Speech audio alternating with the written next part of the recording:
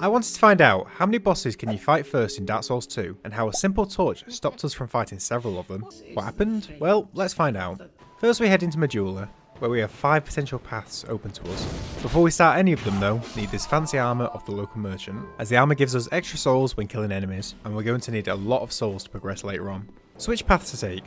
Well, easiest to start with is heading down towards the Forest of the Fallen Giants, where we sprint our way through the place, getting nicks on the ladder, but reaching the next bonfire. With some company. Now at this merchant we can get the Silver Serpent Ring, which is going to be another essential part of our outfit. But we do need to spend 10,000 souls in order to get it, so we'll keep coming back to her as we gain more souls. Now we can find the Pursuer here, getting dropped off by Crow Taxi. He doesn't have a health bar, but is the same one from later on in the area, so go and count it. Then the other boss of this area is fairly easy to reach, so the elevator down, head on, and face the last giant. But a problem, since we can't beat him, we can't get the soldier key to reach the Pursuer arena, which we need to do to get to the Lost Bastille, so this route ends here. With that, we're immediately back to Majula, and heading to a new area. Into the Tower of Flame, where we have a normal boss and an awkward boss. The normal one being the Dragon Rider, who can easily sprint past enemies in order to reach, get through the door, let him beat us, and then he decides he has issues with fog doors. Similar to Last Giant, since we can't get past him, we can't get access to No Man's Wharf, so that's out, as well as the potential path to Lost Bastille. And for the triple, also blocks us from Huntsman Copse, because we need Lycia the Miracle Seller, who is just after the Dragon Slayer boss, in order to open the route to that area.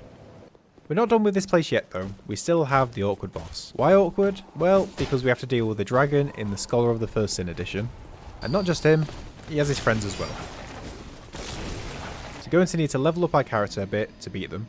First headed back to the Forest of the Fallen Giants to start spending souls with the merchant in order to reach that 10k goal. And then found online a nice little cheese spot in the Tower of Flame, so could quickly farm some souls. Once we had enough, went back to the merchant, got a branch of yore, and we could now get the covetous Silver Serpent Ring, boosting the amount of souls we receive from each enemy. With that equipped, farming was sped up quite a bit.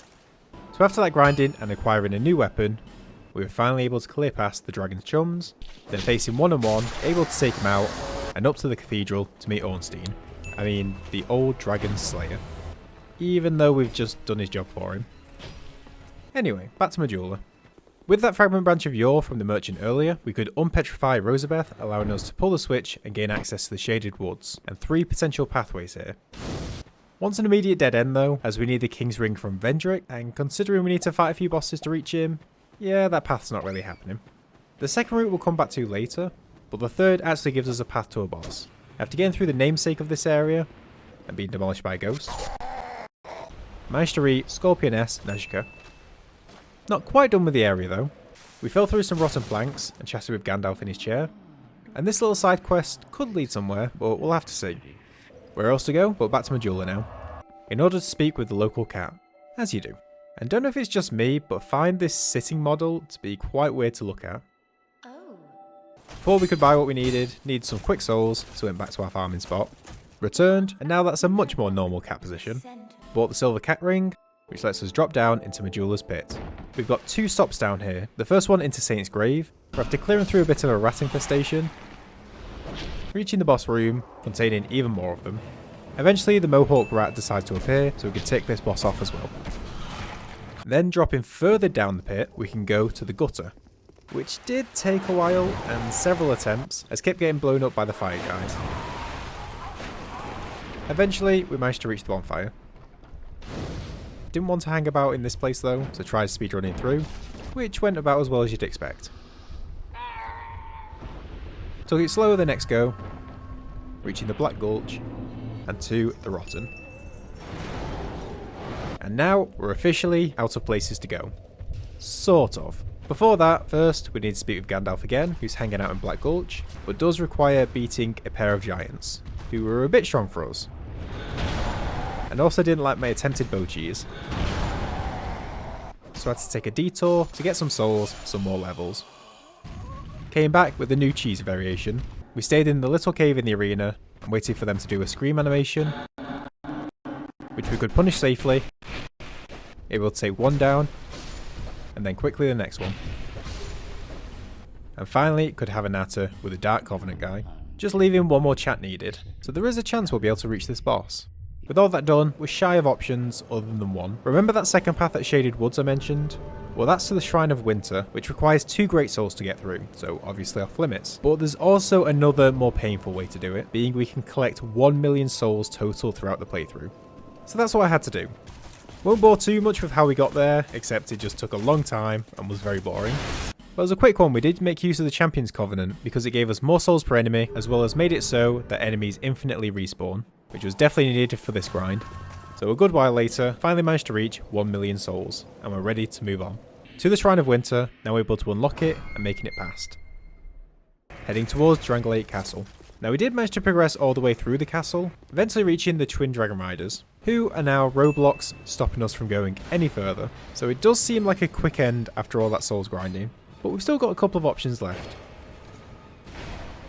Earlier on the way to the Dragon Riders, I did stop by for our final Old Man chat, which meant we could access the Dark Chasm areas, the starting points in order to face the Dark Lurker boss. And I would really love to say that we managed to do it, but no. And no, it's not because the enemies kept wrecking me, even though they did, but because we are missing a single simple item, without which we cannot finish these sections, and that is the Flame Butterfly. To explain, in order to complete these Dark Chasm areas, a requirement is to light these oversized lamps, which requires the torch, and we can't bring the torch lit through the teleporter.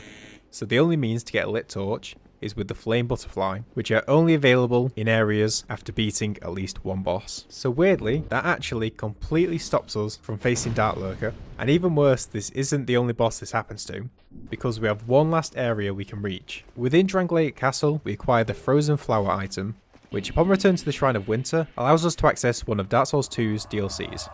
Where right from the starting gate we can face the invisible cat Arva, although goes as well as you would think. And of course we need to beat Arva to reach the Ivory King, so he's out of the mix. But what of the cat duo in Frigid Outskirts? Well, we can reach the door that takes us there, but requires a key. Now where is this key?